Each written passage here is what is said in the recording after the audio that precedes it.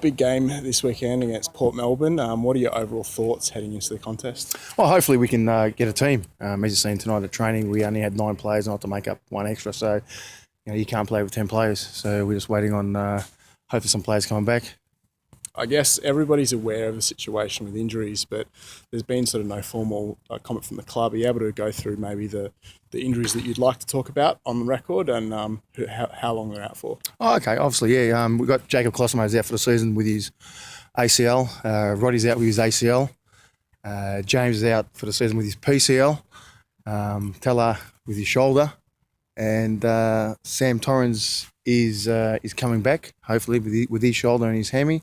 And Muddy's still got that issue with his foot, so he's been out for, a good 8 weeks.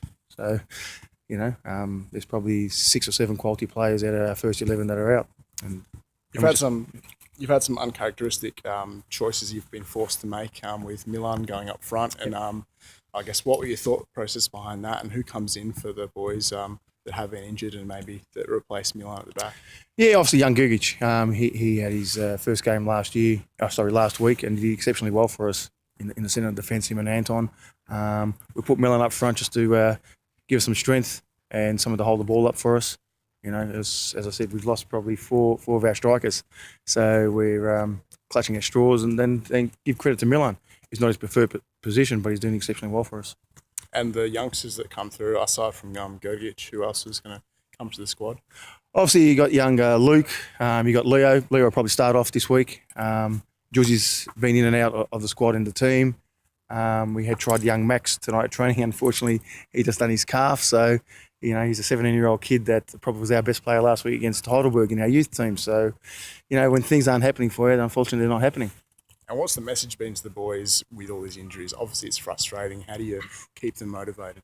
Oh, it's motivation within itself, and to give credit to the boys, especially our senior players. The team morale in the dressing room is really, really good under these circumstances, and full credit goes to the boys and to the young kids that are coming up too. They're doing okay for us. And moving on to the game on the weekend, Port Melbourne. What have you made of them so far this season? I think they're doing okay. I watched them a couple of times, and they like knocking the ball around, which probably suits us a lot more than the teams that just obviously kick the ball along and don't really want to play football. So we're looking forward to the game. And this fixture is the fixture that is about racism prevention. I guess football, as we know it, is the world game. From your perspective as a player, how has football sort of united and been a cause to prevent racism? Oh, most definitely. It's been good. We've had a lot of foreigners that come over and played at Melbourne Knights or Melbourne Croatia early days, and it's a great complex to bring into racism into the game, and we fully acknowledge it and accept it, and it's great.